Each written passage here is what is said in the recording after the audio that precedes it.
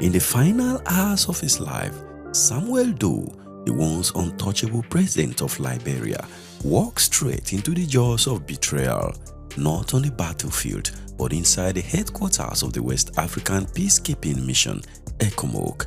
He was captured, tortured, and finally executed on camera. So, how does a sitting president get captured in broad daylight inside a so-called safe zone? Was it a tragic blunder or a deliberate setup by West African leaders who claim they came to keep the peace? Was Doe simply an obstacle that must be sacrificed for a fragile peace? I will answer all these questions and more in this edition of Hisbu Media. My name is Gabriel Adidia. This is a hidden story of the classic betrayal of Samuel Doe leading to his brutal end. I will revisit the role of ECOWAS and ECOMOG.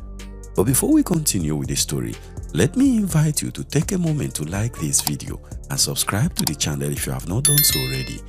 It will go a long way to help us create more videos for your viewing pleasure. Thank you. For us to really understand the situation, let us backtrack a little. On December 24, 1989, Liberia erupted into a civil war that tested not only the nation's resolve, but also the long-standing ideals of African unity and sovereignty.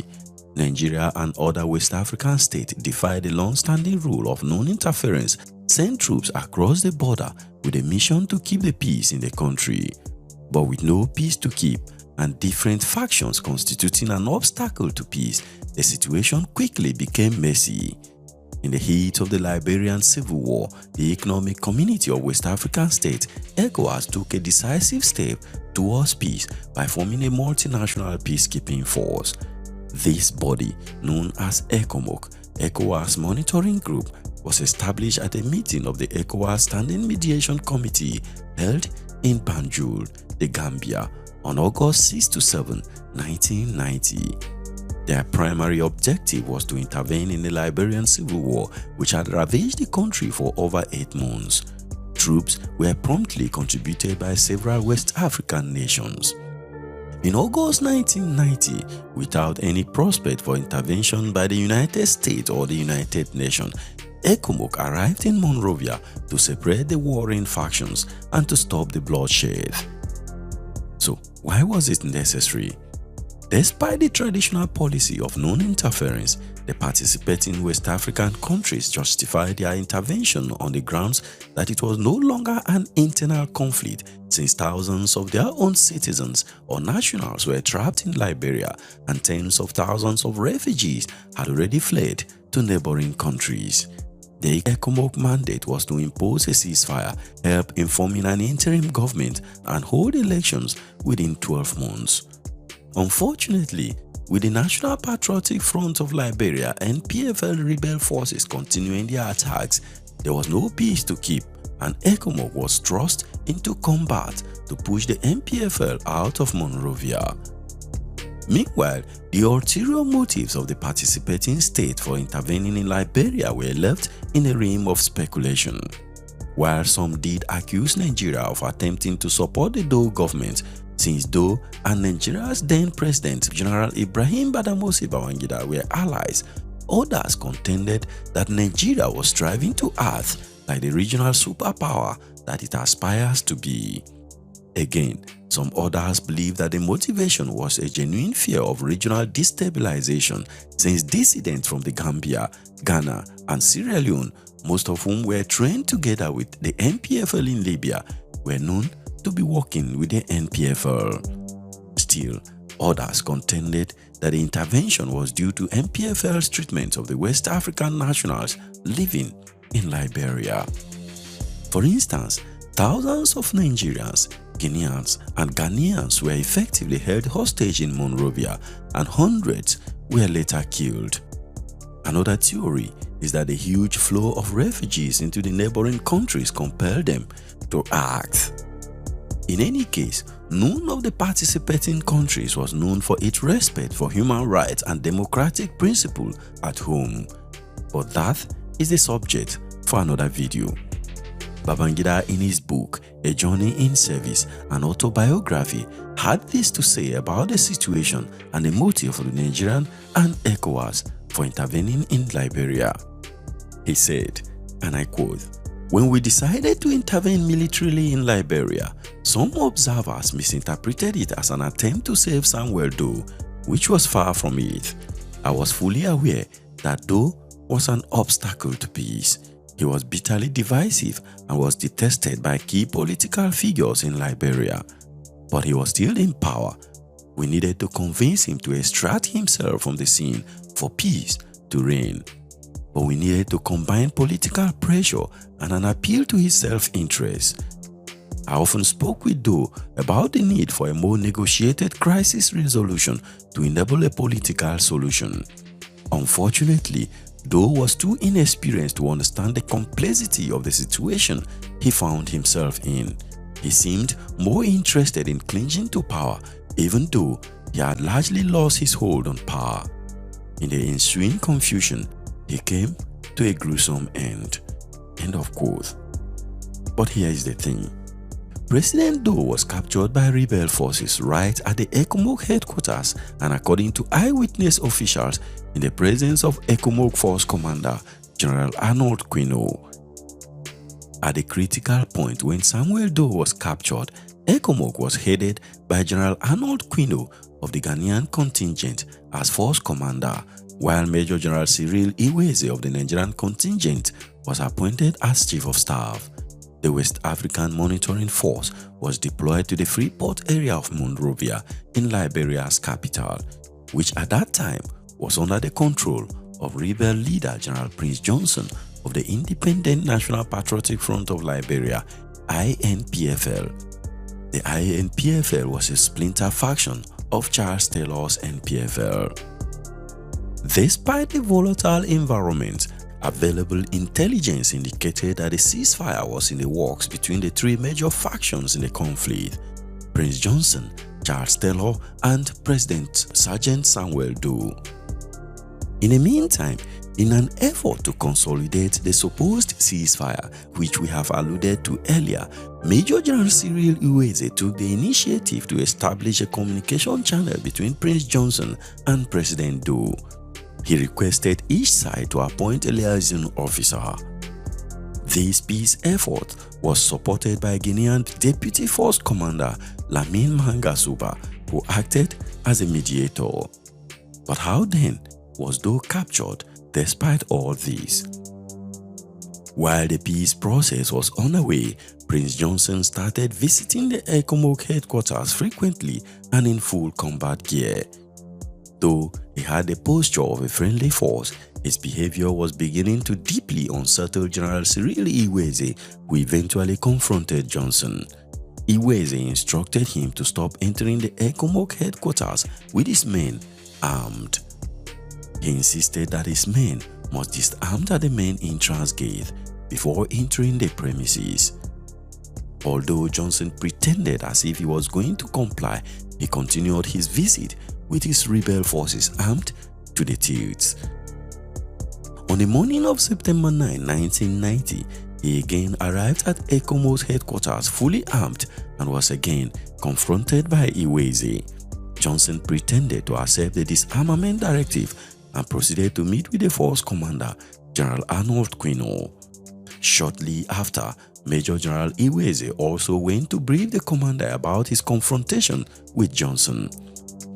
But to his greatest dismay, he learned that General Arnold Quino had countermanded his orders. Not only that, he was informed that Johnson was not pleased with his insistence on disarmament of his rebel forces at the gate. To discerning observers, this was a clear indication that ECOMOG was working with Prince Johnson for something that not everyone was aware of, not even General Iweze. And as you will see shortly, this may have been something at the highest level of command. At least, so he wanted us to believe. Meanwhile, just as this discussion ended and Johnson had left, at least for a moment, a siren was heard. President Doe was arriving at the ECOMOG headquarters. According to the only surviving officer, Jeff Nire, who testified before the Liberian Truth and Reconciliation Commission, President Doe had apparently gone to Freeport's area seeking to go into exile in Nigeria. But upon Doe's arrival, something really shocking happened. Doe and his convoy were stopped at the ECOMOG main entrance gate, thoroughly searched and disarmed by ECOMOG troops. Remember, the force commander had earlier countermanded General Iweze's directive that Prince Johnson and his rebel forces should be disarmed at the gate. So, if you put 2 and 2 together, something is not right. Was President Doe abandoned or was still set up? Well, typically, protocol required the ECOMOG Chief of Staff to receive such a high-profile visitor. However, on that morning, it was the force commander, General Arnold Quino himself, who personally received President Doe and ushered him into his office, while his cabinet members were taken to the deputy commander's office. Inside the commander's office, Samuel Doe was visibly upset with the force commander.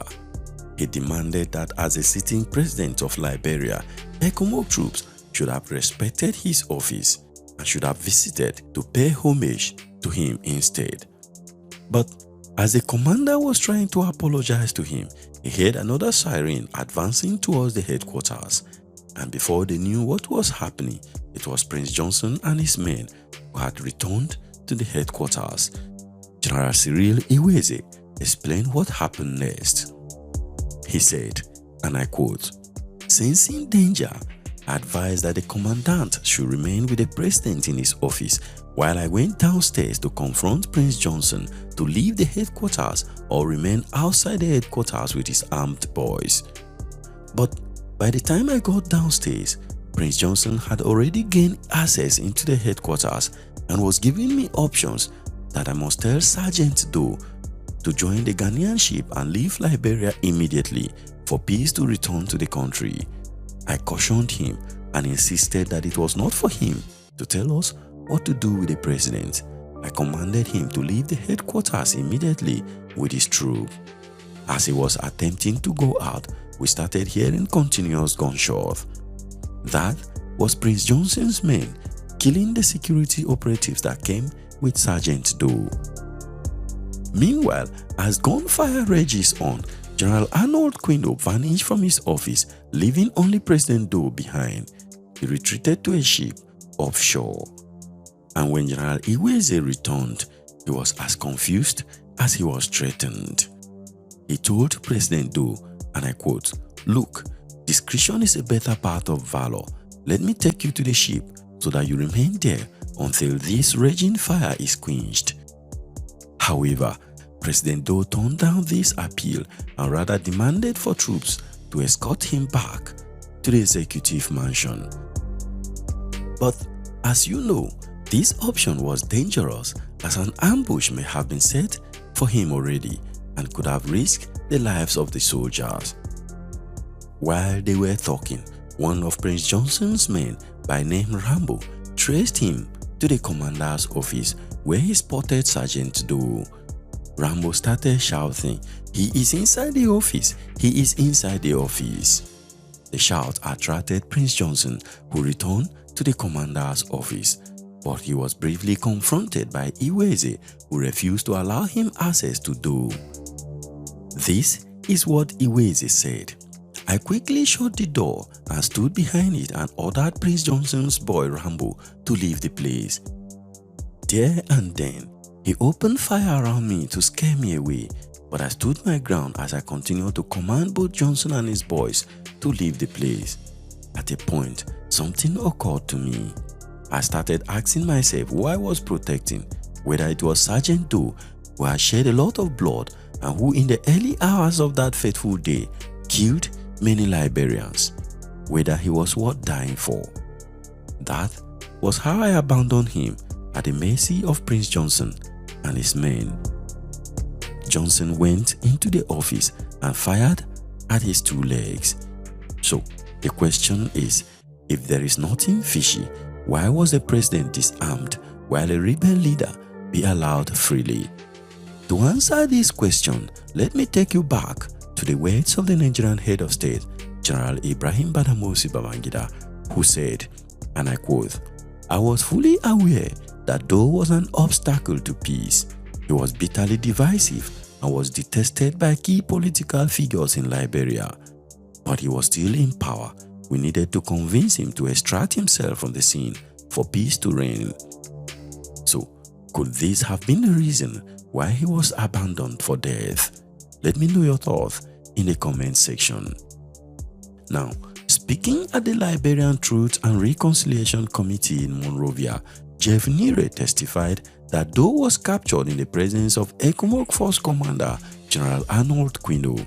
He observed that when they entered the Freeport, there was an unusual air of silence, at which time he sensed something conspiratorial. This is how he put it. "In the port, after we entered, you could even hear the sound of a pin if you drop it." According to Nire, he was convinced that General Johnson was acknowledged about the presence of Doe at the port by ECOMOG and believed his capture was orchestrated. Major General Cyril Iweze, who was ECOMOG Force Chief of Staff, also believed a deal may have been struck with people in high places. He wondered how Prince Johnson got to know that Sergeant Doe was visiting the headquarters. He said, "Immediately after Johnson had met and discussed with the commander, General Arnold Quino, a deal must have been struck between them." This suspicion echoed Nire's conclusion that the capture of Doe was no coincidence but a well-planned betrayal of President Doe. For more interesting stories like this, don't forget to hit the like button on this one, subscribe to Hispo Media, and click on the video displayed here for more interesting stories. And I'll see you over there in the next one. Thank you very much for watching. Peace.